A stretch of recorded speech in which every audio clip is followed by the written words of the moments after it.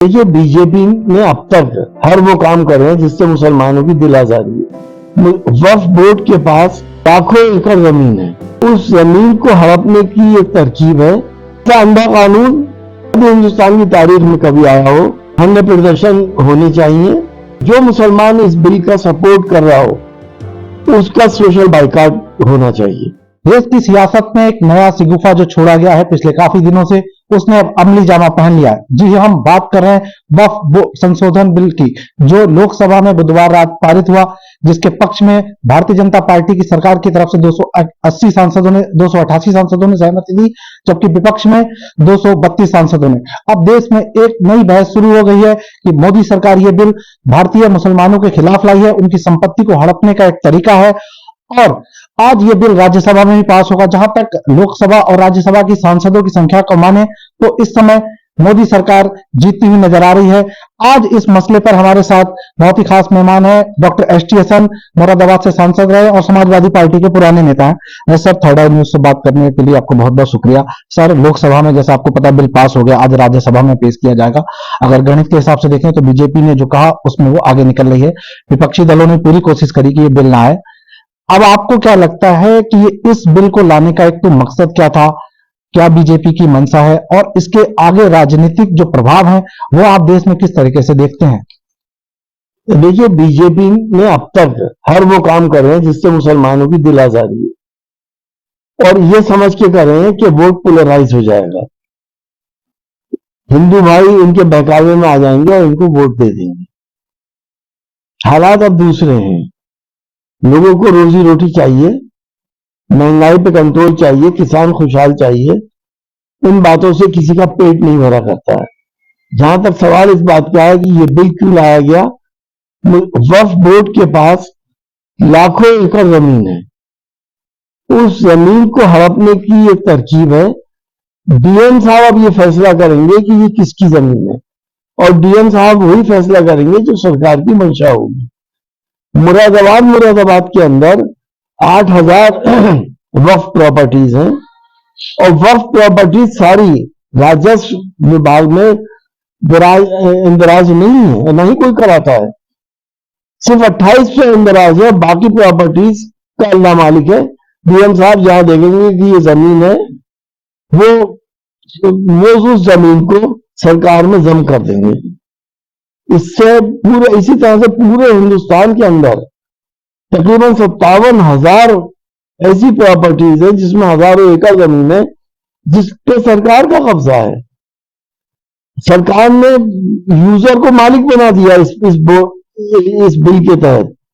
अब वो जमीन वक्फ बोर्ड क्लेम नहीं कर सकता। डीएम साहब तय कर देंगे कि जो ये यूज जो कर रहा है, जो यूजर है, ये उसी की हो गई। ऐसा अंधा कानून शायद हिंदुस्तान की तारीख में कभी आया हो। अब तो लोकतंत्र है, स्यूडो डेमोक्रेसी है, मैं तो यही कहूंगा, लेकिन राजतंत्र में भी, अंग्रेजों के जमाने में भी ऐसी नाइंसाफी कभी ना देखने को मिली ना सुनी। तो सर, एक और बड़ी बात है, जैसा अब ये कानून बन जाएगा तो इसे किस तरीके से राजनीतिक विरोध भी देखने को मिल रहा है, लेकिन इसको चैलेंज कैसे करेंगे कि ये कानून वापस हो? कुछ सांसदों ने कहा जिस प्रकार किसान कानून सरकार वापस लेने पे मजबूर हुई, हम मजबूर करेंगे सरकार को कि इस कानून को भी वापस लिया जाए। अब आपकी पार्टी और आप लोगों का क्या है, आगे का मशवरा रहेगा?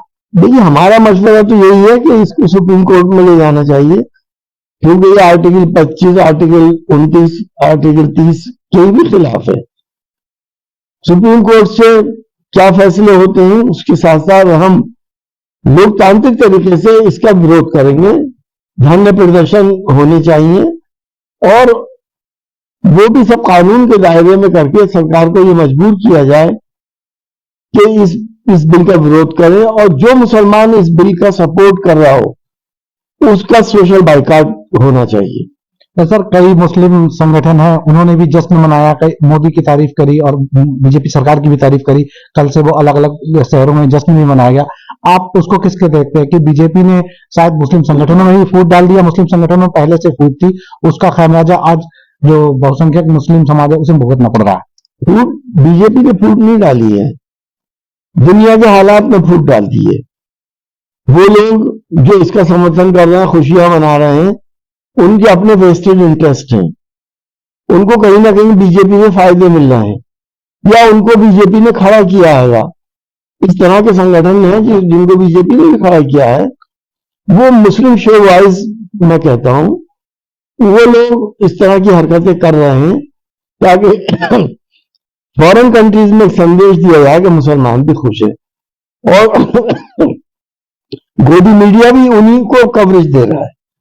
नहीं, माफ कीजिए, जो अल्पसंख्यक कल्याण मंत्री किरण रिजिजू, उन्होंने कहा ये जो कानून है इससे मुस्लिम लोगों को फायदा मिलेगा। सर, आपको क्या लगता है कि इस तरीके का मुस्लिम लोगों को फायदा होगा? और विपक्ष ने कहा आप कैसे मुस्लिम लोगों के बारे में सोचते हैं, ना आपका कोई एमपी, ना एमएलए, ना राज्यसभा में कोई एमपी, ना लोकसभा में। तो क्या आप ये समझते हैं कि रिजिजू या बीजेपी ये कहेगी कि मुसलमान को नुकसान होगा इससे? वो तो यही कहेंगे कि फायदा होगा। आप मुसलमान के हितैषी कब से हो गए?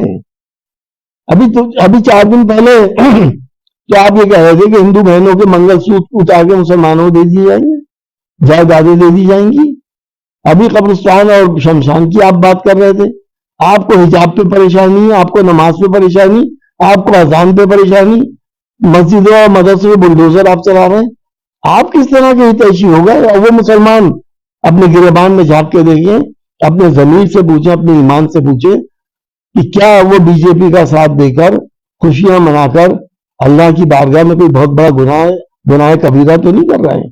सर, एक और बड़ी बात, कुछ जो सेकुलर दल हैं इसमें भारतीय जनता पार्टी के सहयोगी, चाहे वो टीडीपी हो, जेडी हो या आरएलडी हो, और बिहार में जो चिराग पासवान है उनकी पार्टी, ओवैसी साहब ने भी कहा, और कांग्रेस की तरफ से भी समाजवादी पार्टी ने भी उनसे अपील की थी कि इस बिल के खिलाफ आए, लेकिन बावजूद इसके उन्होंने, आपको क्या लगता है किस वजह से वो बीजेपी के साथ है, जबकि उनके पास भी मुस्लिम वोट बैंक है अपने अपने राज्यों में? तो देखिए, बीजेपी इन दोनों पार्टियों को खत्म करना चाहती है, जेडीयू हो या नायडू साहब की पार्टी हो। नायडू साहब बहुत से मुकदमों में फंसे हुए हैं। जेडीयू के चीफ है, उनकी अब सोचने समझने की सलाहियतें बहुत कम हो गई हैं। आए दिन हम टीवी के ऊपर उनके अजीबोगरीब एक्शंस देखा करते हैं। तो बीजेपी चाहती भी है कि मुसलमान उनसे हटे और इनसे पीछा छूटे। वो अपने प्लान में कामयाब हो गए। तो सर, आने वाले बिहार और पश्चिम बंगाल और भी कई राज्यों में चुनाव है, इस कानून को देखते हुए आपको क्या लगता है कि आने वाले चुनाव में बीजेपी को कुछ नुकसान होगा या बीजेपी इस कानून की वजह से फायदा लेगी? देखिए, जो कट्टरपंथी हिंदू है वो तो बीजेपी में ही जाएंगे, लेकिन जो सेकुलर सोच वाले हिंदू हैं, जिनको अपने देश की फिक्र है, देश के भविष्य की फिक्र है, भी ये समझते हैं कि ये सब कुछ जो डिवीजन किया जा रहा है सोसाइटी में, इसमें बाहरी ताकतों का हाथ है ताकि हिंदुस्तान को कमजोर कर दिया जाए, वो सब लोग सेकुलर पार्टीज के साथ जाएंगे। और कट्टरपंथी जिनके दिलों के ऊपर और जिनके दिमाग के ऊपर वाले ने मोहर लगा दिए, वो तो वहीं जाएंगे जहां उनको जाना है। तो निश्चित रूप से इस कानून के क्या प्रभाव होंगे, ये राजनीतिक रूप से आने वाले समय में इसका पता चलेगा। फिलहाल अभी जो कुल मिलाकर है, मुस्लिम संगठन और तमाम जो विपक्षी पार्टियां हैं इस बिल के विरोध में हैं। इस तरीके की और भी खबरों देखने के लिए बने रहिए हमारे साथ। धन्यवाद।